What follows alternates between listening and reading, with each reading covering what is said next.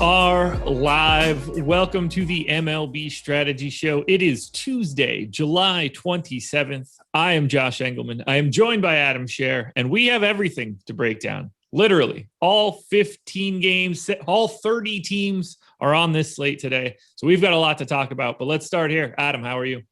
Doing pretty good. Excited to talk about 15 games. Excited to move on from yesterday's slate, which went absolutely awful for me. So should be a lot to talk about. Yeah, baseball slates are funny in that way where you could just take a complete bath. You usually feel like you got a bullet or two live if it's like an NBA slate. Baseball, like if you don't have that top stack, you're probably in some trouble. If you're on the real opposite side of that and you miss the pitching too, you can close your phone or your browser tab pretty quickly. Before we do anything, hit the like button, subscribe to the channel, and then subscribe to the Awesemo Odds channel. And then subscribe to the Awesemo Fantasy Football channel. Subscribe to all of those channels and hit the notification bell so you never miss our content. And shout out to PrizePicks for being the presenting sponsor of this show. We're going to talk a little bit about them in the near future, but 15 games, we have absolutely no time to waste. Are you ready to kick it off? Yep. There we go. Your Baltimore Orioles taking on the Miami Marlins. 4.5 run implied total for the O's, 4.9 for the Marlins. Spencer Watkins, Sandy Alcantara, both going today. Not really any ownership coming in for either guy, but my boy, Sandy, I'm a little bit more interested than the 3% they're showing. Nothing too crazy, but if I'm going anywhere, that's where I'm going. Do you want either guy? Yeah, I mean, I don't love the price on Alcantara, but I think that it's a decent matchup for him. 4.1 implied run total for Baltimore is not too scary. He's got a 21% strikeout percentage this year. He's allowed 0.75 home runs per 9 innings, 3.82 xFIP. All that looks pretty good. So, maybe not the most strikeout upside here, but like you said, not getting much ownership at all. 2.5% ownership projection.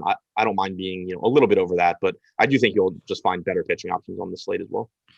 Yeah, it's mostly like an indifference thing. Does he grade out better than the 3% to me? Yes. Do I expect that to matter with the gaps I'll get from other guys? No, not really. Not at that price tag. If you were like cheap and that's the same gap, that's when you can end up getting a lot more, but it's rarely in the mid tier. So let's talk a little bit more about bats. Orioles pulling no ownership whatsoever. Marlins, on the other hand, pulling quite a bit. So much so, in fact, that they are the second most owned team on DraftKings behind the Cubs, fourth in top stack odds, but if you throw away Toronto and the White Sox, you can make a case that like everybody is exactly the same. So what do you want to do with this over-owned Marlins team? I'll probably avoid it. I mean, it's a 15-game slate, and the Marlins are one of the weaker offenses in baseball. I know Spencer Watkins shouldn't be very good. He has actually been decent so far since getting called up. I don't expect that to continue, but at the very least, it reiterates the point that it's baseball. So even relatively weak pitchers are going to have good starts, a decent amount of the time. And then when you talk about a team like Miami, that's just not very good anyway, it increases the chances of Watkins doing well enough that you don't have to have the Marlins. So far this year, still a small sample in the majors. He's been really good against lefties, which is kind of weird. But he has struck out 30% of lefties. He's allowed well below a 100 expected ISO. Against righties is where he struggled with an 11.5% strikeout percentage, 232 expected ISO allowed. If you are looking to Miami, I don't think you necessarily need to shy away from the lefties because it is obviously a very small sample size. But I do think that it's encouraging for Miami bats that even in these starts where he's gotten decent results, Watkins has put up some pretty atrocious numbers against right-handed bats. So guys like Starling Marte, Jesus Aguilar, Adam Duvall, Brian Anderson in the middle of this order grade out pretty well. Yeah, I mean, these guys, like I have the Marlins 5th on FanDuel, 3rd on DK. I get why they're grading out well, but they are pulling just way more ownership, particularly on FanDuel, where I have them as the worst leverage stack on the slate. Aguilar, Duvall, both in the 20s in ownership. I think that should be a little bit lower.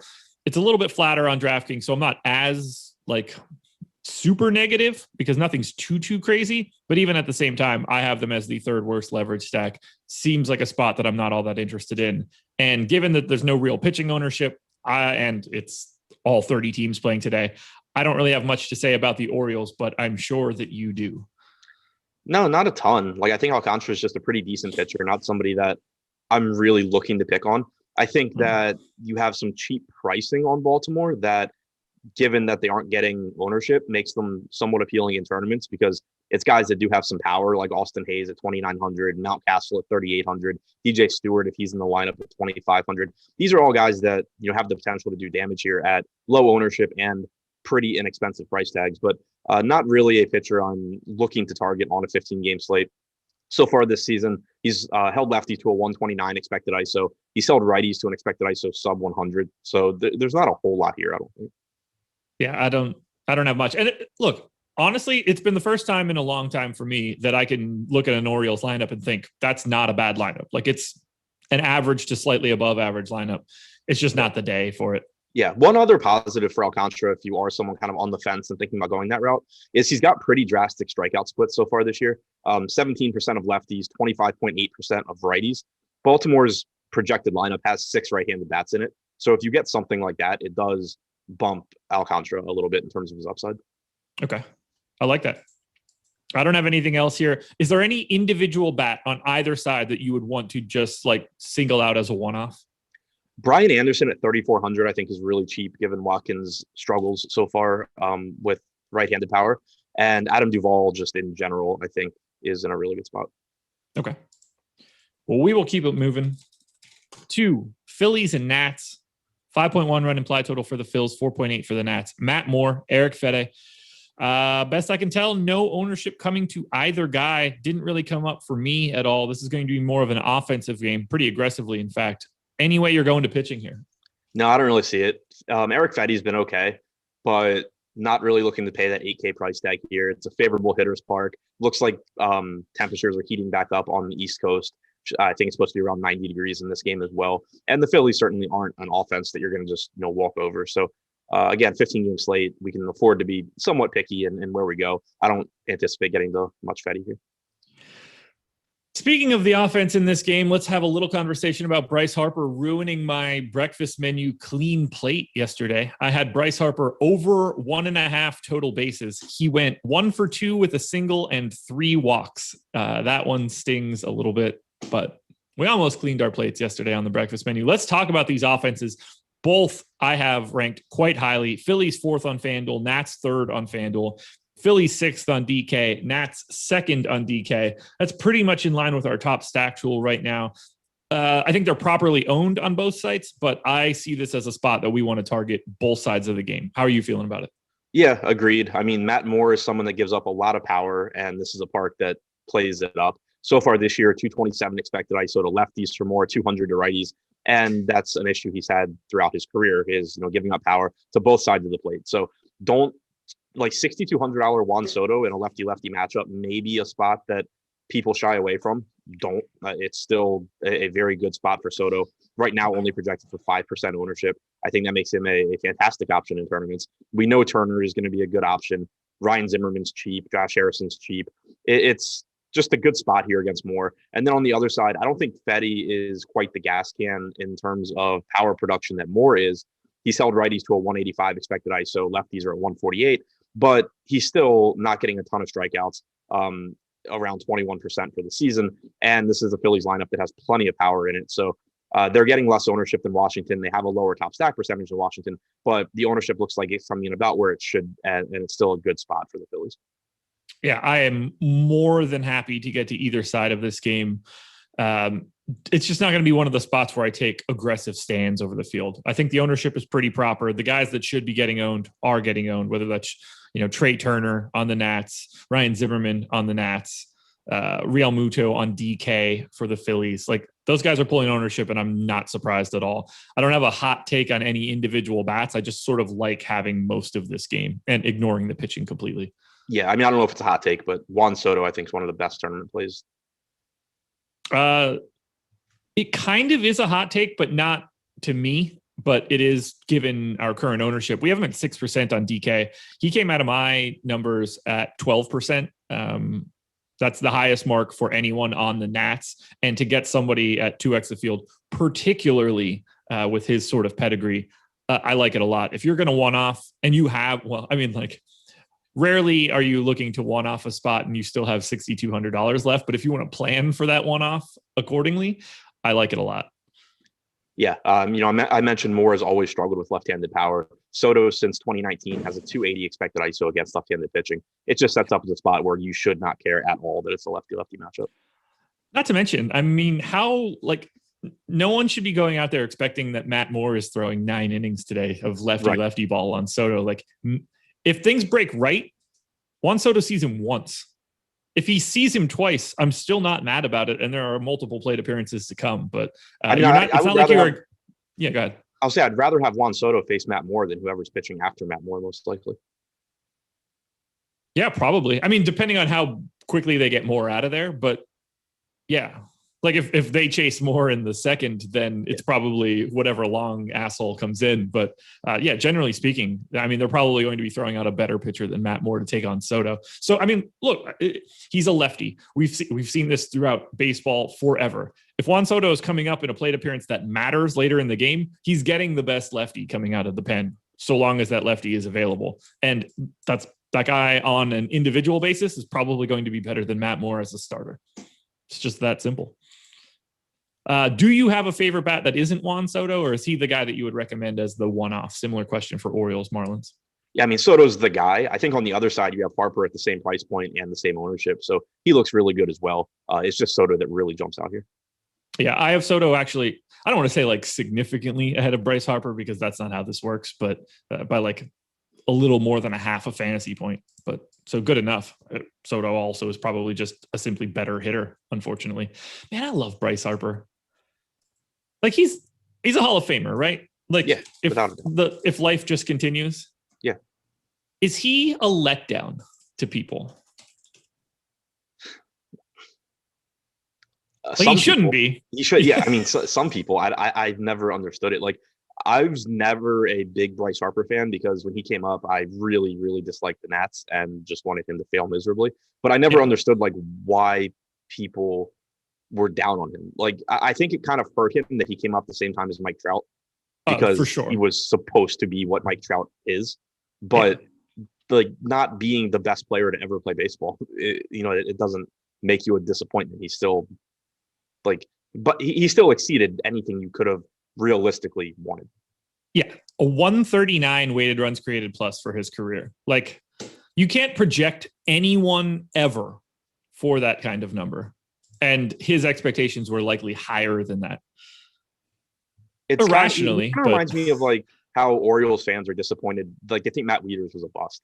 The guy was like a catcher, like a starting catcher for like a decade, made multiple All-Star games, but because he wasn't like the best catcher in the history of baseball, they think he failed. Yeah, because he didn't hit like Ted Williams and also be the best defensive catcher ever. It was like some sort of problem. No, I was a big Wieters guy coming out of college. That was a time where I was like very, very heavily paying attention to prospects and stuff. It's the same sort of situation for Harper coming out. Like to be a 19-year-old with a 120 weighted runs created plus. The problem is the outlier 2015 season where everything went right. It sort of recalibrated his expectations. But I mean, having like 5-4 WAR seasons is going to get you there. I don't know. Him being in Philly is just weird. Makes it really easy for everyone to hate him. I like him more now that he's not on the Nats. And oh man, it's weird how my life has changed since I don't live in Pennsylvania, because normally I would just hate anything that existed for the Phillies or the Eagles. But now I also get the ability to hate someone that only Philadelphia likes.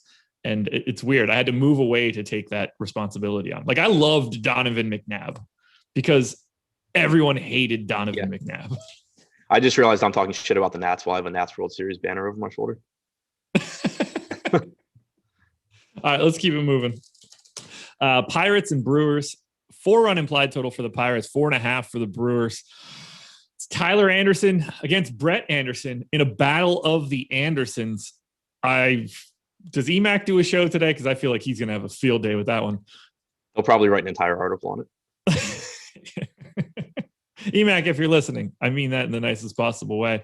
Tyler Anderson pulling 5% ownership on DraftKings. Brett Anderson pulling none of it. Are you interested in an Anderson today? No. Okay, that's fair. Stephen Leibowitz said, Baseball Reference Hall of Fame statistics don't put Harper in the Hall of Fame. Yeah, I assume he's going to accumulate slightly more in the next couple of years. I don't mean like he's automatically in right now, but I have to assume that he continues. I think he's in now. He might be, but I also assume that he accumulates 8 more years of baseball statistics, and that'll probably help. Yeah. By the way, I got Tyler Anderson to 5% of lineups. That's his ownership. That's about how I feel. And I guess back to finish the Harper thing, I think he's in now if like tragically something happened and his career ended, and so it's like great. He gets some sort of like leeway. Yeah, if he just like finishes with whatever his counting stats are now, like despite playing 8 more years, then yeah, he probably doesn't get in because he really sucked. He went like Chris Davis. Like Trout is just immediately in. Yeah. But yeah, so anyway, as far as this game goes, not much strikeout upside for either guy. Decent matchups for both, but Tyler Anderson a 20% strikeout percentage this year. Brett Anderson 14%. Brett Anderson has the more favorable of the two matchups. Just not really a spot that I'm interested in. If these guys were slightly better, that shit would be really irritating today. Yeah. Like the distinction of the two, if they were both like 10 to 15% owned guys, like the pricing worked out really well. God, that would suck. All right. So for the Pirates, I find them to be wholly uninteresting. 25th on FanDuel, 23rd on DK. I've got the Brewers right at the top 10 for both sites. And I actually think they're slightly underowned. No aggressive take, but I would lean towards getting a little bit over the field on the Brewers. But this is not a game that's going to soak up a ton of volume. Yeah, I don't expect to get to a ton of it. I do think the Brewers obviously look better than Pittsburgh. They have the 7th highest top stack percentage right now. But as you said earlier, most of these teams are kind of just lumped together. Tyler Anderson, I've always thought is a decent pitcher, but he's not someone that I'm going to shy away from if the opponent is relatively low owned like the Brewers are. 4.5 implied run total isn't terrible. Anderson's allowed a 197 expected ISO to righties this year. The Brewers have Adames, Garcia from the right side. Urias probably batting a little bit lower in the order. So it's a difficult team to really like because a lot of the bats that you would typically get to are left-handed, and Anderson has allowed virtually no power to lefties. But again, if they just get on base, knock him out of the game, you still have a pretty high upside spot. So it's not my favorite stack. It's not even close to my favorite stack, but I do think it's a decent spot. I don't mind being over the field a bit on the Brewers. I don't get the sense that they'll be a priority while I do so.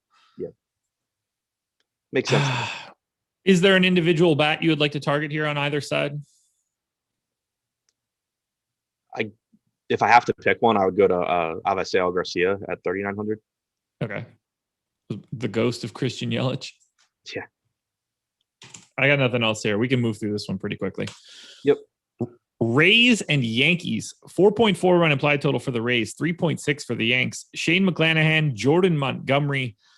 Now we're getting into some pitching ownership that we're going to have a conversation about. McClanahan, 25% on DraftKings, 10% on FanDuel. Montgomery, 22% on DraftKings, 4% on FanDuel. On DK, McClanahan, 9,300. Jordan Montgomery, 6,700. I think both guys are properly owned in that like low-ish 20 area. Do you have a lean between the two? Do you not like it? Like, let's break this one down because this one's important. Yeah, so I agree with you. I think that they're properly owned.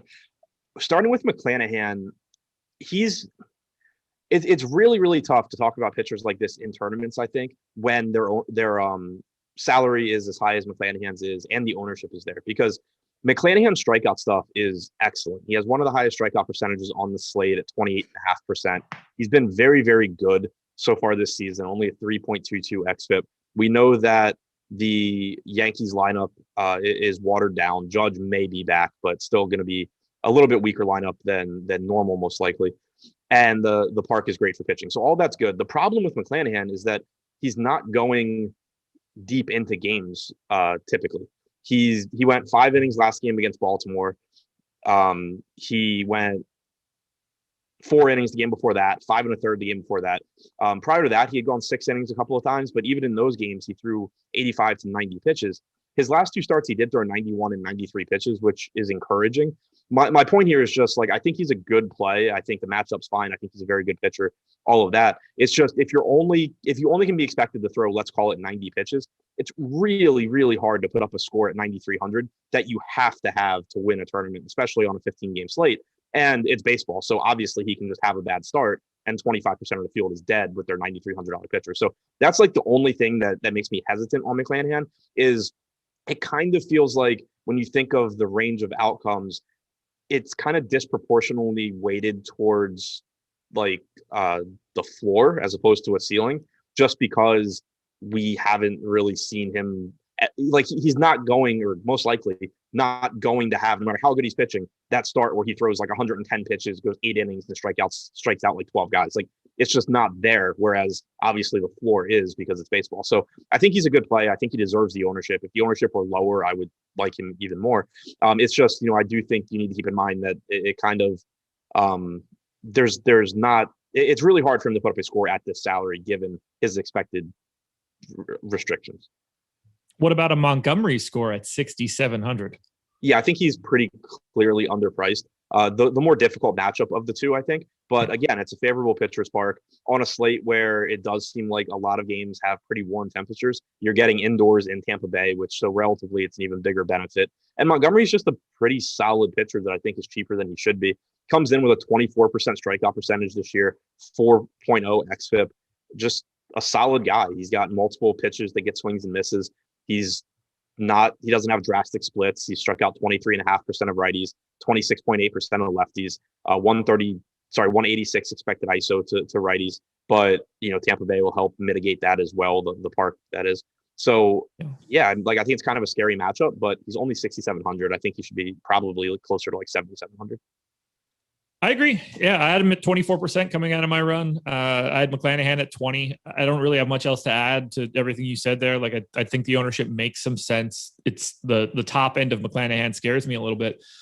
I'll say this, though. I guess I slightly like the Rays more than I like the Yankees in that neither one of these teams is getting any ownership whatsoever from a hitting perspective. I have the Yankees ranked 28th, which is kind of crazy to me, but that's what a 3.6 run implied total will do for you. I have the Rays 21st on DK, so I could get to a little bit of the top of this lineup. Do you see any value in either offense given the ownership for each pitcher? I can see a little bit. I don't anticipate getting tons of either one. They're both towards the bottom of the top stack tool. I have a lot of respect for both pitchers. I don't like the park. Like, I think there's going to be a lot of other spots on the slate that are just much more favorable hitting conditions in terms of just the hitting conditions, but also the matchup. So, I can see getting to either team in large field tournaments just because the pitchers are getting ownership, especially if like Judge is back in the lineup. It does give you a pretty good, another pretty good value to go to on the Yankees with him only at 4,400. On the Tampa Bay side, you do have some right-handed power with the Arozarena, Cruz, but overall, I just don't really like the offenses here. Yeah, same. It's a really weird one. Do you have an individual bat that you would like to target? Not really. No. Like Nelson Cruz, I guess, is the obvious answer, but he's also 5,700. Yeah. Arozarena at 4,500, I guess, would be my answer. Okay. Yeah, I don't like just looking at everything I have here. Arozarena is the guy that showed up the most on FanDuel at 5%. So that is better, I guess. On DK, Franco at 4%. Got it. That was it. So I don't know. It's not for me. It's just not for me. Anything else for Rays Yankees? Nope. Easy peasy. We are through 4 of the 15 games that exist so far. Schedule for the rest of the day, 2 p.m. Eastern time. The Awesemo Fantasy Football Show. Laffy and Nick talking a little fantasy pigskin coming up soon. I did 2 best ball drafts yesterday. I enjoyed it tremendously. I did the one with Laffy on the Monday mock draft show, but I hopped into 2 after that. And let me tell you what, that second one pissed me off. I made 2 or 3 very clear mistakes, taking guys way faster than I wanted to. 30 seconds is a very short amount of time, which I used to think felt like a really long time, but that's a different scenario altogether. 4:45 p.m. Eastern time, the MLB Deeper Dive. Adam, you will be back breaking down all 15 games once again with Greg, and then I will relieve the 2 of you with Eric. 6 p.m. live before lock. We'll be breaking it all the way down to 7:05. So we've got 3 more shows coming up for today, plus some free content. The MLB Top Stacks tool, which you will hear Adam and I talk about a lot throughout this show. One of my favorite pieces of content that we have on the site. That is free today. Look for Nightbot to toss that link into chat, or just go to awesemo.com and browse to it. And if you're looking to get into Olympic golf, PGA Top Golfers tool, also free today. Red Sox. If you're doing any more best balls today, let me know. I'd love to get in some with you. You don't want this smoke. Red Sox and Blue Jays. I probably won't today just because I got a lot of shows and stuff, and I have to go to the gym and pick up my car. But tomorrow, I'll let you know. You say you have to go to the gym and pick up your car? I have to go to the gym today. I also have to pick up my car at the dealership. They're two separate things. Yeah. There's punctuation in that sentence that didn't exist while I spoke it. It's like you could like get blackout drunk at the gym instead of working out and have to like leave your car. I couldn't drive it. I worked out too hard, man. Legs were dead. Red Sox and Blue Jays, 5-run implied total for the Red Sox, 5.5 for the Jays. Garrett Richards, Robbie Ray, no ownership coming to Richards. I agree with that. Very minimal-ish ownership coming to Ray, 3% on FanDuel, 8% on DK. I am slightly higher than that on both sites. Are you interested at all in Robbie Ray in what's obviously a tough matchup? Yes. We had the same exact spot last week in Buffalo or wherever Toronto was playing. And it was a spot where Ray was getting a lot of ownership, and the Red Sox also were getting ownership because it was just a huge boomer bust spot. Now you're just getting the same matchup, but Ray not getting ownership, at least at the moment, only projected for 7.5% ownership on DraftKings, despite having the highest top 2 pitcher percentage. It's a dangerous spot. It's the same exact thing as last week. Like, can he get absolutely blown up? For sure. He does still have issues with right-handed power. The Red Sox have plenty of it. This is a park that plays it up as well, but he still struck out 30% of right-handed hitters this year. He has struck out 31.3% of hitters overall this year. So, like, if he can just avoid home runs, which again is a tough ask against this lineup, he's got the potential to just be phenomenal here and kind of just break the slate. So, or as much as a 10K pitcher can. So, if the ownership stays down, I like Ray. If the ownership comes up, I'll like the Red Sox more. Had him at 8% on DK, showed up in 10. So, or we have him at 8%. He showed up in 10. I'd be probably a little bit more likely to get to him on FanDuel than I would on DraftKings, but I'll still be getting to roughly, 10% or so of Robbie Ray. I don't think that we need to talk about Garrett Richards at all. Do you have anything that you wanted to say? Yep. I'm pulling up the Fangraphs page now to double check what I'm about to say, but yeah. So we had this exact same matchup, the Richards versus Ray matchup, and the Blue Jays ended up doing okay in that game, if I remember correctly, but it was a much better version of Garrett Richards than we had seen previously. He threw a changeup 24.5% of the time. That's a pitch that he had thrown it like 25% of the time 4 starts ago, and then he threw it like 5% in the next 2 starts, brought it back, threw it 24%. It's a 90-mile-an-hour changeup. It had a lot of movement. It looked like a really good pitch. The Jays did have trouble with it. They had a 17% swinging strike percentage in that game, 37% chase percentage on pitches out of the zone. My point here isn't that I'm running out to roster Garrett Richards at 7,900 against Toronto. It is that I'm going to be a little bit more cautious going up against Richards going forward than we have been earlier this year, because the kind of narrative on Richards this year, first it was just, that he isn't as good as he used to be. And then after the foreign substance crackdown, it was that Garrett Richards came out and said, I need to reinvent like how I pitch. I need to come up with new stuff. He's come up with a 90-mile-an-hour changeup that moves a ton and gets a lot of swings and misses. So this isn't to say like don't play Toronto. It's not, a high upside spot. Temper your expectations a bit, because I do think Garrett Richards now is likely to be better than he was, say, 2 or 3 starts ago. That scares me a little bit. Does it scare you enough to get you off of what we have as the top stack of the day? The Blue Jays are at the top of the heap. I have them 4th. I have them 2nd on FanDuel. I've got the Red Sox 7th across both. What do you want to do with hitting here, given the way that these guys are ranking with Toronto at the top? Boston projecting to be a little bit overowned. I understand that and agree with it, but they're both 2 top 10 teams for today from an offense perspective. Yeah, I mean, I'll still get to Toronto, just because there is so much upside in this lineup. They do still have a 6 implied run total. I just think it's worth mentioning that it's with a little bit more hesitation than the last time Toronto faced Garrett Richards, where we thought we were just getting this guy that had absolutely nothing. He's figured something out, and so far it looks good. So still getting there. If the ownership comes up more on Toronto, then obviously I'll back away. As far as Boston goes, they're getting more ownership than they deserve, but still not getting a ton of ownership. I do think it's a high upside spot against Ray. But again, with the way ownership looks right now, I'm more interested in going to Robbie Ray than going to the Red Sox if I can only pick one side. Yeah, I don't have a ton of interest in the Red Sox, in particular on FanDuel, where I think they're pretty significantly overowned. I don't think it's as bad for the Jays on FanDuel.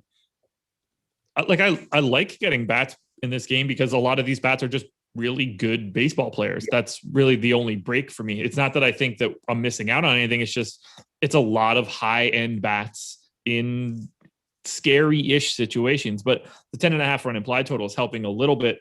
Ultimately, I would expect to be underweight on the Blue Jays and probably underweight on the Red Sox, just given the current ownership projections. Do you see a different take? Like, are you looking to get heavy on either side? And I do think, kind of getting away from full stacks, Boston's a good team to take one-offs from if you don't have Ray, because again, he strikes a lot of guys out, but he does allow a lot of power. And so just grabbing, one or two of Kike, Bogarts, Renfroe, JD, like any of these guys, it is, a way that you can kind of avoid the full Boston stacks, but then still get high upside against a pitcher that, like Robbie Ray, can have a good start here and still give up 2 home runs. So I think that's one way to attack Boston. On the Toronto side, you are getting a bit more ownership. I do like that you can go to Kevin Biggio, Randall Grichuk, Lourdes Gurriel as low-owned plays to kind of differentiate your lineup. But the guys that you typically would want to get to are getting a lot of ownership here. And I think they deserve it. Like, again, I'm not going to look at one Garrett Richards start and say, oh, he's not someone I want to pick on. He still gave up 4 runs in that start. But I just think that he's probably a little bit better than his recent numbers suggest at this point. Yeah, I think both teams look good offensively, but I think that there's some concerns on both sides, especially given the current ownership. Who is your favorite individual bat in this game? Renfroe at 3,200. I get it.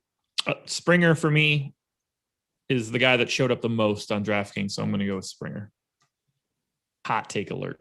Yeah, no issues there. There's so many good hitters in this game. Yeah, I could have named you or I could have named 10 different guys, and all of those answers would have been perfectly legitimate. Anything else? Red Sox and Jays. That's a big one for today. No, it's just a spot where I expect to kind of be doing whatever the field isn't, because there's so much upside everywhere, pitching and hitting. 4.4 run implied total for the Guardians, 4.6 for the Cards. Cal Quantrill, Adam Wainwright. No ownership really to speak of outside of Wainwright at 6%, which I agree with, but I don't see this as a spot where I'm trying to get a lot of pitching. Yeah, same boat. Wainwright's been pretty solid this year, but just tough to really fall in love with him at that price tag at 8,800. Decent strikeout stuff at 22.7%, but just nothing that's going to blow you away. The Indians have a healthy 4.7 implied run total as well, which is a little bit concerning given that the Indians offense is not particularly good. But yeah, like I can see getting to a little bit of Wainwright. I don't see getting to Quantrill. I'd rather just go to Jordan Montgomery. To the people that don't want me to say the Guardians right now, you don't understand how much I have to beat this into my head so that it happens later on. I'd rather oversay it now so that I can actually say it next year than forget next year and call them the Indians for 6 months. It's just, once it happens, I got to rip the Band-Aid off immediately.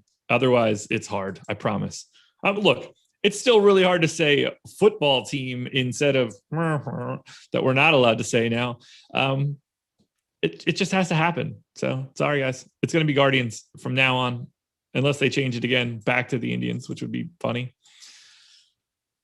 Bats, Cleveland, middle of the pack. Cardinals, probably middle of the pack to me, although their FanDuel ownership is kind of interesting. I think they're going underrepresented there. Is this a bats game for you? This game just sort of doesn't exist. Yeah, I was going to say it's not really a game. I don't mind the Cardinals. I don't mind the Indians at their ownership, but neither one really jumps out. Like, they're not. Neither pitcher is getting enough ownership that I'm going to be actively targeting them for that reason in tournaments. Neither offense looks good enough in terms of top stack percentage that they're really going to jump out to me. neither offense is getting like no ownership. They're getting basically what they should right now. So I just think it's a spot where I'm likely to get a little bit of both sides. When you're targeting Wainwright, he's been pretty good against both sides of the plate. But Jose Ramirez, of course, stands out here. Franmil Reyes, if he's in the lineup, has massive power. On the other side, Quantrill, so far this year, has had issues with left-handed power, 208 expected ISO to lefties. The problem is that the Cardinals don't really believe in having left-handed bats on their roster. So you're basically stuck with Dylan Carlson, who I think is a good play at 2,900. But outside of that, you still, obviously, if you're stacking, like play Goldschmidt, play Arenado, play O'Neill. Quantrill has only struck out 12% of righties. So that's something that sets up well for O'Neill. But the power issues have come with lefties. So when you're just kind of like trying to single in on someone, Carlson's kind of the only guy that you see. Below average power potential for the park in Cleveland, 98 park factor from last year. I do like the Goldschmidt, Arenado, O'Neill trio on FanDuel. They're sort of driving any sort of interest I would have in being over the field. But yeah, as far as I'm concerned, this game doesn't exist. Like, I hope that neither side goes crazy because I won't have it. And then we get to Mets and Braves. Charlie Morton going for the Braves. Implied total shrug emoji, or at least it was earlier. Let's see if that's changed at all. Mets starter shrug emoji, unless that's changed since earlier this morning. Have you seen a Mets starter yet for today? I have not. I'm double checking DraftKings now to see if they have anything. I'm looking it up again too. Anthony I had Banda. nothing. So I saw that earlier as well, but something happened to him, and it's not him, is what I'm expecting. Yeah, no, that's from a while ago. Okay, so it's not Anthony Banda? I'm like 99% sure that was... He threw 2 innings yesterday. Yeah, okay, I thought so. I knew it was either that or somebody else just got sent down for arm inflammation or something, and I knew it wasn't him either. I couldn't remember which story was which. I gave an inning to Robert Stock, but as of right now, I don't care who it is. It's not changing anything for me, and I don't know what else we could possibly do to talk about it. The bigger question is just this. We know that it's Charlie Morton. Did you say Stock? I gave Stock 1 inning just as my placeholder. It's definitely not him. Right. What I'm saying is that, like, I don't know who it is, and I just gave it to insert random reliever to open here. So I'm not advocating for Robert Stock. I don't think it'll be Robert Stock. He's on the even if it is injured list, so it won't be. Is he really? Yeah. Did that just happen? After his last appearance. Okay. Yeah. I was looking at, he was the guy that had thrown the furthest back that hadn't thrown since then on the Fangraphs like pitchers thing. She's saying it could be Vance Worley. Look, it doesn't matter. That guy's still around? Yeah. I don't know. Shout out to the Phils. What do you want to do with Charlie Morton, who's pulling 19% ownership on DraftKings and 21% on FanDuel? I have him projected significantly lower, although I don't know what the line is going to be on this game, which it could be, the Braves as significant favorites, depending on how this breaks. Yeah, like I don't really have issues with Morton. He's been very good, but he did get a significant price hike on DraftKings up to 9,800. This is someone that we've been rostering a lot at like 8,600, 8,700. And the Mets, their offense isn't great, but it's also not a cakewalk. Like they have guys that can do damage. I don't mind Morton. He's got a 28% strikeout percentage this year. He's been very, very good overall. It's just, if he's going to get like 20% ownership and Ray is going to get less than 10 for $300 more, and the Red Sox are going to get a little bit of ownership against Ray, like I'm more interested in going to Ray, I think, given the ownership gap, because I think Ray actually projects a little bit higher. Completely agree. I have Morton I have Ray and Morton and McCullers, who we'll get to in a bit, as basically similar, all at the top. 2 of those guys are pulling a ton of ownership. The other isn't. I would rather just get more of Ray and figure it out after that. But also, the entire scope of Morton's matchup is going to change whenever they name a starter. This line could change dramatically depending on who that ends up being. That could make Morton look better. For right now, I think he's probably slightly overowned. Still makes sense. Still a guy you want to get to. The question then becomes, are you trying to get to any Braves bats or Mets bats on the opposite side of Morton? I certainly don't like the Mets bats. I think that you can get to some Braves bats. Yeah, I mean, the Braves bats, obviously it'll depend who ends up getting the start for the Mets, but in general, the salaries are pretty solid here. Freddie Freeman at 5,100, but then Albies is 4K, Swanson's 4,200. Everyone else is like way less. So it's a pretty cheap Atlanta offense. Again, my interest will ultimately depend on who is pitching for the Mets, and we'll have that information hopefully by the deeper dive later. But the Braves, I think, should be okay, especially given their prices. Not really looking to get to the Mets. I mean, Morton's still a very good pitcher. There's plenty of other good spots, I think, to target on this slate. Yeah, this is another game that's really not all that interesting to me outside of Morton. If you want to get to Jock in the leadoff spot at 3,300, I think he's the best Brave, but I have very little to advocate for right now on either side. I'm definitely not advocating for the Mets. That much I can tell you. Yep, same page. All right. Cubs and Reds, 5.3 run implied total for the Cubs, 4.2 for the Reds. Alzolay and Gutierrez, and no ownership coming in on either side outside of a very minimal amount to Alzolay at 3%. I'm a little more interested in him than the public seems to be. I had him at about 10. I got him at 7% on FanDuel. Do you have interest in Alzolay? A little bit. He threw 102 pitches last start, which is a huge deal because he previously had thrown 69, 73, 82, 67. So we just got a fully stretched out Alzolay, and his strikeout numbers are pretty decent. He struck out 25.3% of hitters overall this year with a 3.84 xFIP. The glaring issue for him is the splits. He has struck out 30% of right-handed hitters while allowing a 141 expected ISO. He has struck out 20% of left-handed hitters while allowing a 292 expected ISO. Even if you expect that gap to close a bit going forward, it's still concerning when you're facing a lineup that has a lot of left-handed power. The Reds, of course, have Winker, Votto, Naquin, Barnhart, not really power, but still left-handed. So kind of a balanced lineup here for Alzolay. At his ownership, I do still think he's worth the risk. He looks like he's getting a little bit less ownership than he deserves, but I would just like this a little bit more if he were facing a right-handed heavy team. Well, then we need to talk a little bit about the team that is the most owned team on this slate. That would be the Chicago Cubs. And I will say they are my number one ranked stack on both FanDuel and DraftKings. The problem is I also think they are the most over-owned team on the slate. How do you want to manage the Cubs and their current ownership? We have them a little bit lower on the top stack tool. We have them fifth. For all intents and purposes, they could just as easily be called third, no matter where they are, whether they're third, fourth, fifth, sixth. It doesn't matter. They are projected for twice as much ownership or more than their current top stack odds. What do you do with the Cubs? Yeah, I mean, at where the ownership is, I think it's tough to get there. I'd rather just go to the Blue Jays or something that are even getting a little bit less ownership. But it is a good spot. The wind's blowing out in Wrigley. It's warm. The ball should carry. Vladimir Gutierrez has not been good this year.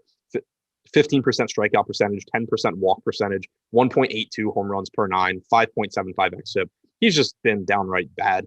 The Cubs, going to be a probably completely different team a few days from now, but as of right now, they still have their guys for the most part. So Bryant, Baez, if he's in the lineup after yesterday's antics, you'll probably get at least 2 points from him getting hit in the back. Anthony Rizzo, Wilson Contreras, these guys all are still good hitters against a bad pitcher in good hitting conditions. Patrick Wisdom has power. Ortega is close to minimum salary leading off. It's a team that you definitely should be getting to in cash games, and it's a team where in tournaments they're still fine because it is a 15-game slate. Ownership across the board is just going to be a little bit lower in terms of raw numbers than it normally would be. But you do obviously want to pay a lot of attention to the size tournament that you're playing and also the ownership of players that you have around these guys in lineups. Yeah, I mean, outside of Chris Bryant at, we'll say 20%, Rizzo at 15% is high, but it's not crazy high just because that's still 85% of lineups that don't have him. But even still, I think all of those numbers are slightly too high. So while I do like the Cubs more than any other team from a raw perspective, and I would see them a lot more in cash, they are my most over-owned team on DraftKings and my third most over-owned team on FanDuel. So I don't have too much else I could add for the Cubs. Do you want to get to any part of the Reds in this game? To me, they're middle of the pack. I think there are a couple guys that are probably picking up a bit less ownership than I would have expected. They're just not likely to be a priority for me. Yeah, I mean, I like the left-handed power here in particular. Winker getting 9% ownership, Votto only getting 4%, Tyler Naquin at 2,800 only getting 3%. I think those guys all look good. Aquino at 2,400 obviously just has a lot of power if he's in the lineup. Probably will just strike out every at bat here, but still really, really cheap. But that kind of 2 through 4 or 2 through 5, kind of depending how the lineup shakes out, with Winker, Votto, Naquin, I think is a pretty good mini stack here against Alzolay. Favorite bat in this game? Rizzo. Either Rizzo or Winker or Votto. I like this game. Winker is the best Reds bat for me. That much I can say, but the ownership is sort of already there. If I had to take one individual bat, like obviously it's probably Bryant. I like the Rizzo call though. He's pulling a little bit more ownership than I would have expected, but he's just like so cheap. Yeah, 4,200 looks really good. 3,300 on FanDuel. Anything else here? Nope. That makes it the perfect opportunity to talk about how you can become a member at Awesemo.com. Richie Smalls in chat said, can I find projected ownership on your guys' site? The answer is yes. And you can subscribe to the site using the promo code MLB Strategy Show. That's one gigantic word. The man behind the virtual glass, Jordan Klein, will put that up on the screen shortly. That'll get you 25% off your first week of Awesemo Plus. And it's not just going to be MLB. That'll cover all of the content that we have using this promo code. That's player projections. That is ownership projections, which is exactly what you were looking for. Premium Slack, lineup builder, plenty of other tools like Top Stack, Top Pitchers tool. We have got a lot behind the paywall. You guys should come check it out using that promo code MLB Strategy Show. Again, it's one gigantic word. You save 25% on your first week of Awesemo Plus. That is right. That's how you get it. So there you go, Richie Smalls 23. You had the question. I have the answer for you. Yes, you can get it, and you can save some money while you do so by using that promo code. To the Rangers we go. Rangers and Diamondbacks, 4.7 run implied total for the Rangers, 3.9 for the Diamondbacks. Dunning and Widener, no real ownership here outside of Dunning. You going to Dunning at 6,400? I think I'll probably have some. Like, I think he's a just decent enough pitcher. He has a 24% strikeout percentage this year. The matchup isn't bad at all. The only real concern is that they seem to be limiting him a bit. He threw 72 pitches last start. He threw 64 the one before that, 68 before that. So I'm not real confident that you're getting like 6 innings out of Dunning. But at 6,400, I don't really think that you need to. He's just cheap enough, and he's only getting 3.5% ownership. I don't think that, I think Montgomery's the better play between the two. But I don't think Montgomery's beating him like 7 out of every 8 times or anything like that. Yeah, I have very little interest here. Anything for Widener? No, nothing on Widener. Okay. Anything for bats? I have the Diamondbacks in the 20s. I got the Rangers around 15th. Maybe you could say that the Diamondbacks are slightly under-owned on FanDuel, but I mean, I don't really want to get to all that much here. I mean, I'll happily get to Joey Gallo on FanDuel, or I guess DK even, or Jonah Heim at the flat minimum on DK. I don't see either side of this as a stackable spot. Yeah, it's pretty much just the power on Texas, which limits you to like Lowe, Garcia, Gallo, Heim is fine. Like if you're stacking Texas 2 through 6, Lowe, Garcia, Gallo, Heim, Dahl, that's fine. They're cheap. They have power. Widener's not great, I don't think, by any stretch. So I don't really mind Texas here, but they don't stand out to me either. Joey Gallo individually, I think, looks very good, but that's pretty much every slate. Kevin in chat wants to know why not Widener. I just don't think he matters today. He's like 15th best pitcher. I think there's just better pitching options. Like he strikes out 22% of hitters, which is fine, but 4.8 xFIP. He's allowed a lot of power so far. There's pitchers like Montgomery that are $1,000 less expensive. They give you a similar range of outcomes. There's pitchers that aren't that much more expensive that look a little bit better. So it's just, I think I'm just not really going to get there. Yeah, I agree. Do I think that he's better than the no ownership he's getting? Yes, but it's marginal, and there are significantly better options in that regard at that point. Yeah, I would be interested in Widener if we took like half the games off this slate. Yeah, there's nothing wrong with him. There's just nothing right. I really have nothing here. This is another one of those games that you could pretty easily wipe off the slate. Favorite bat? Yeah. Gallo, as usual. Yep. I mean, so most useful for DFS is probably Jonah Heim at 2K flat. Yeah. Gallo for me on FanDuel, Heim for me on DraftKings, and that should make perfect sense to anybody that's ever played on either site. Royals and White Sox, 4.4 run implied total for the Royals, 5.1 for the Sox. Brad Keller, Dylan Cease. I feel like Dylan Cease only pitches on days that I do MLB shows. Keller not pulling any ownership. Dylan Cease not really pulling any ownership. We have him at 5%. I'd rather have him at 10. We have him at 3% on FanDuel. I'd rather have him at 6. I mean, he's the upside shot you take, right? Yeah, well, I don't know why this guy doesn't have ownership. Outside of his last start against Minnesota, where he was 8,600, he's been 9K plus and typically like 9,500 plus for like the entire season. He has the second highest strikeout percentage on the slate at 29.5%, 3.98 xFIP. He walks almost 10% of guys, which is a problem, and he does struggle a bit with power. But this Kansas City lineup has plenty of holes in it, plenty of strikeouts. As long as Cease has some semblance of control and command in this game, he should be able to pile up numbers here. And I just think he's really underpriced for his ceiling. So only, with only 5% ownership coming to Cease, I fully expect to be overweight on that. Yeah, you and me both. It just seems super easy to me. Do you have interest in the White Sox bats? They are pulling a little bit of ownership, in particular, Eloy Jimenez at 15% on DraftKings, pulling the large majority of it.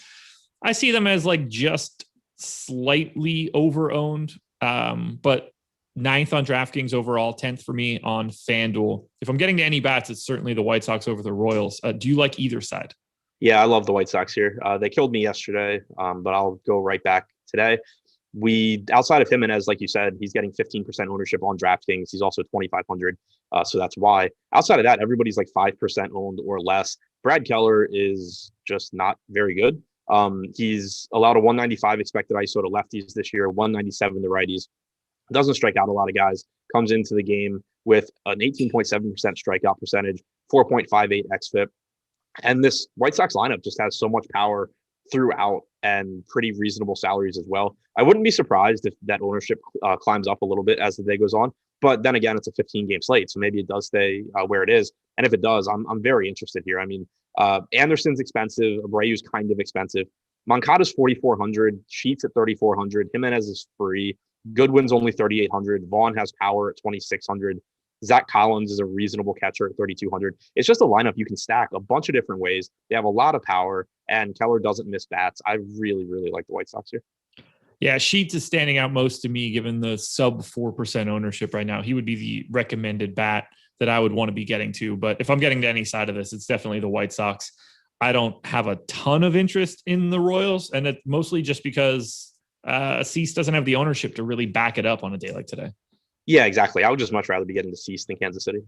Yeah, agreed. Who is your favorite option in this game? 4,400 Moncada. Well, 2,500 Jimenez, but outside of that, 4,400 Moncada. Okay. Let's see. We got 4 to go. We're making pretty good time here, and I think we're hitting on everything that legitimately matters. We're now about to talk a little bit about some chalk. The Twins hosting the Tigers. 5.2 run implied total for the Twins, 3.8 for the Tigers. Kenta Maeda, Tyler Alexander. Kenta Maeda pulling a nice 36% ownership on DK, 20% on FanDuel. Nothing going to Alexander. How do you feel about the ownership to Maeda at 8,200? He's clearly a great option. Is he that good? Like, I think it's a little bit too high. And as far as in 150 lineups, I doubt that I'm overweight on a 36% owned Maeda. But I think it also makes sense as far as, like, I completely understand why he's getting it. He's just underpriced in this matchup relative to other guys. He hasn't been great this year, but he hasn't been bad either. He has a 24.8% strikeout percentage, 3.89 xFIP. And the Tigers, despite putting up some pretty good games recently, they're still an offense where if you just go hitter by hitter, they're a pretty flawed lineup that has strikeouts and doesn't have a ton of power. So more often than not, it should be a good start for Kenta Maeda. So I think he makes a lot of sense. I just don't, with 29 other pitchers to choose from, I would be surprised if 35% of my lineups have him, but I do completely understand why he's getting the ownership. Same. I think we talk about this a lot on this show. This is the perfect opportunity to go to sort of anyone that's directly above him if you need to pivot off a little bit. Yeah. So Dylan Cease projected for 5% ownership. Maeda at 36. I think it should basically be like 2-1 Maeda and not the 5-1 or whatever it is that we're actually getting. I think you can have a similar outcome for your boy Sandy, Alzolay, like either one of those guys. I don't mind just flipping off of Maeda, but Maeda is very clearly the best guy in that range. I just think it's concentrating a little bit more than it should. Yeah, exactly. It's just an example of people caring a lot more about median projections than range of outcomes. The median projection is slightly better for Kenta Maeda, but the range of outcomes for him compared to a lot of these guys is similar enough that you don't need to be getting that kind of ownership gap. Yeah. I can't imagine you're looking to target Tigers bats just because of Maeda's ownership, but I'd ask anyway.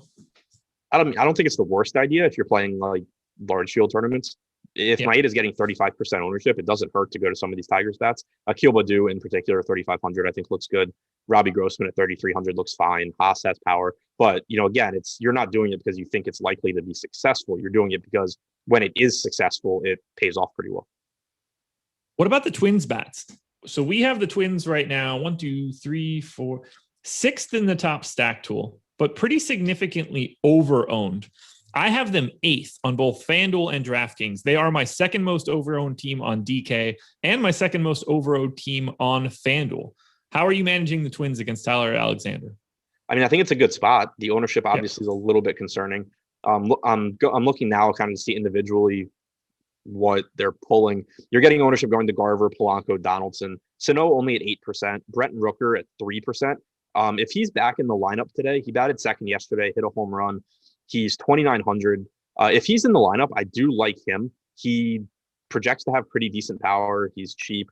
So I think he's someone you could get to at lower ownership. Sano, obviously very strikeout prone, but also massive power. Tyler Alexander doesn't have great strikeout stuff. He's struck out 19.8% of right-handed hitters going back to the 2019 season. 19.6%, but basically 19.5% of right-handed hitters since 2019. He's allowed a 230 expected ISO to right-handed hitters over that time. So it does set up nicely for this Twins lineup in general, but I think you'll want to make sure you're mixing in some lower-owned guys like Sano and Rooker as well. I only had Garver over 10%, so I am coming in quite a bit under the field on some of the main guys. I think you could obviously still get there. They do rank out pretty well, but I would be a little bit more pessimistic in the large field stuff. I think it's just easier to find some guys that are not pulling any ownership. Who is the favorite bat for you in this game? Josh Donaldson at 4,200. Yeah, I think that makes sense. I'm happy to get to Garver at 4,500 on DK. That doesn't bother me. Donaldson would be my pick on FanDuel. We got 4 games to go, which means it is the perfect opportunity for us to talk a little bit about the presenting sponsor of this show, and that would be PrizePicks. Now, whether you want to make like 2 picks, 3, 4, 5, you can do whatever you want there. If you get to 5, you can net up to 10x your entry fee, and you can use the promo code Awesemo when signing up and get $100 instant match deposit bonus. Don't pass up the opportunity to get this free money out of the gate. It's so beneficial to you if you're trying to start and you're trying to build a bankroll. You don't have to worry about sharks and optimizers or mass entries here. It's very different. You're generally picking player props or potentially over-unders on fantasy points, which I guess is like player prop adjacent in the fantasy space. I have 2 for you today. I want to know your thoughts. They're on the guys that are coming up in this next game. How do you feel about over under 7 fantasy points for Trevor Story? And for those that aren't aware, this is FanDuel scoring. I like the over. So do I, by like a lot, which is interesting. So I'm also there for Story. How about 6.5 on Justin Upton? I think it's close. I guess over. Okay.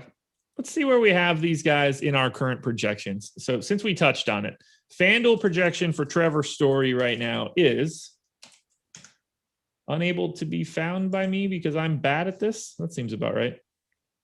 Trevor Story. Gotcha. Trevor Story projected for 12.33 fantasy points.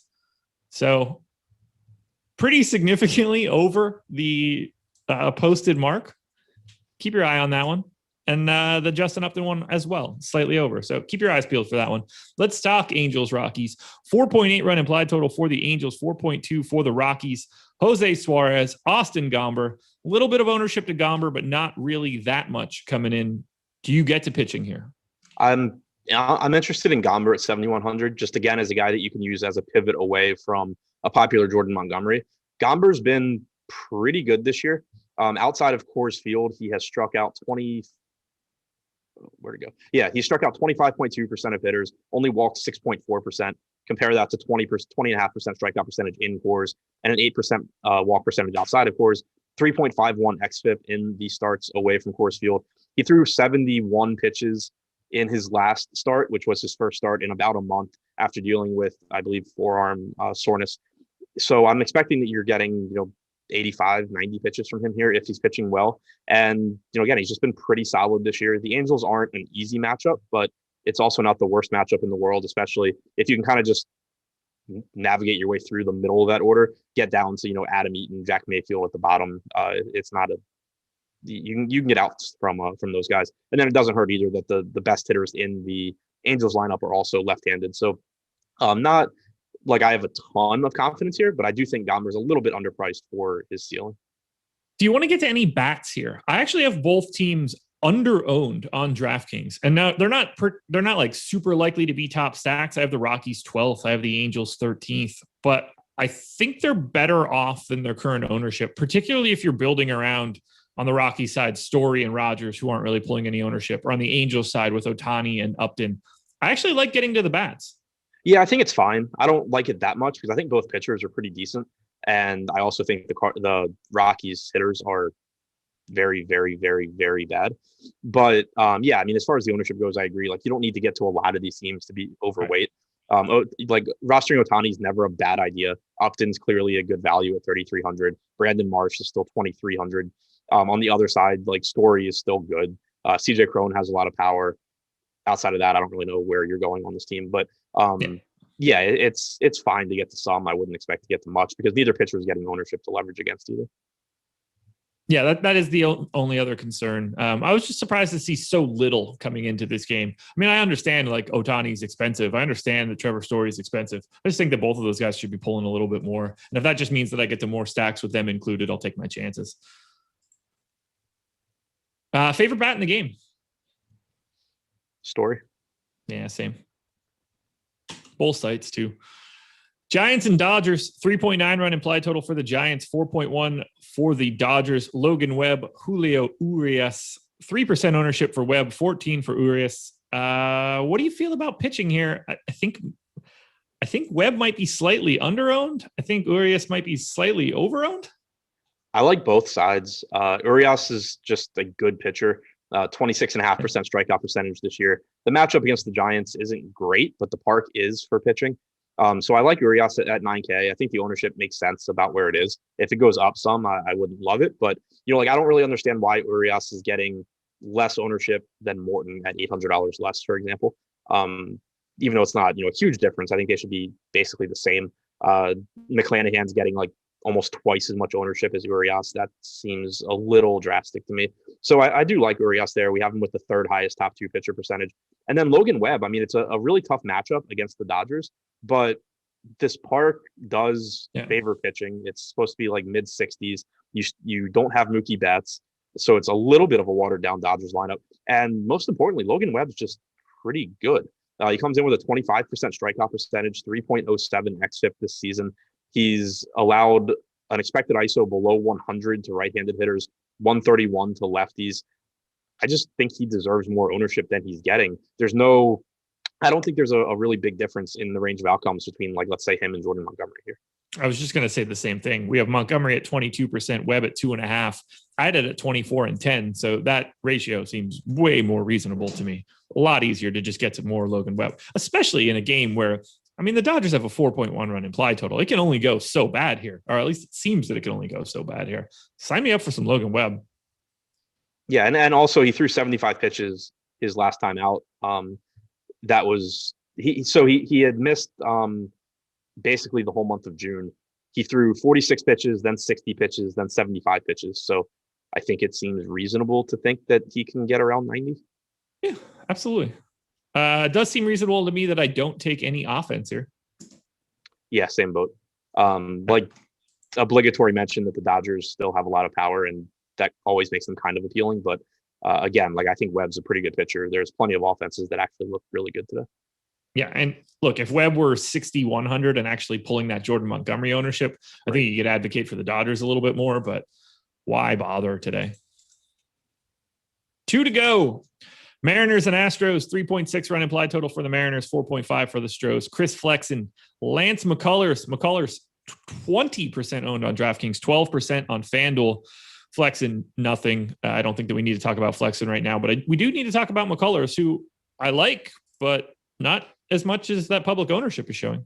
Yeah, I mean, I like him too. I just don't really think he should be getting 2.5 times the ownership of Robbie Ray. The matchup is definitely better for McCullers, but I think the ceilings are very similar. So that's why I like the Ray pivot in tournaments. In cash, I would just go to McCullers between the two. He's only $300 more expensive. 27.8% strikeout percentage this year. He has walked almost 12% of hitters, which is a problem. But the Mariners do have plenty of strikeouts in their lineup, and it just sets up as a spot where McCullers should be able to have success. So I do think he's one of the best pitching options on the slate. I just don't mind pivoting to some of these other lower owned guys in tournaments.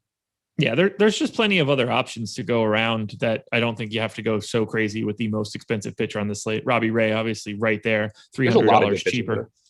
Yeah.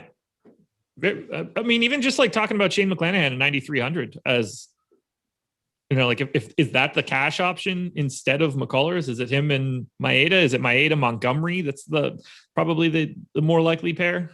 I mean, I haven't built, but my guess is that it would be like McCullers and Maeda probably. Yeah. Okay.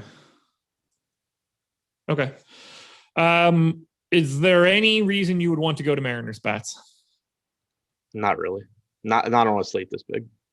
I have literally, they're dead last for me on both sites. So it's going to be a tough sell for me.